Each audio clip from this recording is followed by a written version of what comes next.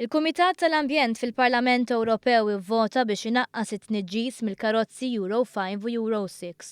Vot li tieħed fid-dawl ta' dibattitu jaħraq kif l-Aġenzija għall Protezzjoni Ambjentali fl-Istati Uniti żvelat li l-kumpanija Ġermaniża Volkswagen iffalsifikat informazzjoni dwar kemm inizzu il-karozzi tagħha.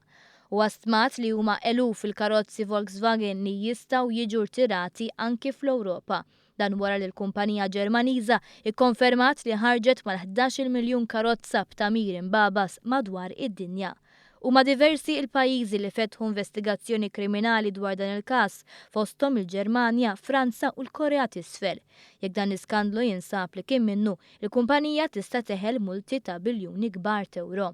L-abbozz ta' liġi kif approvat mill-Kumitat tal-Ambjent tal-Parlament Ewropew jindirizza oqsma ewlenin, fosthom li jitpoġġa limitu fuq gassijiet u kimiċi li huma ta' ħsara għall bnedmin u għall-ambjent, filwaqt li jkun hemm l-implementazzjoni ta' Real Driving Emissions Tests u tiddaħħal il-ħtieġa ta' mezzi bħal fuel consumption meters u gear shift indicators li jgħinu lis-sewwieqa isuqu b'mod iktar effiċjenti.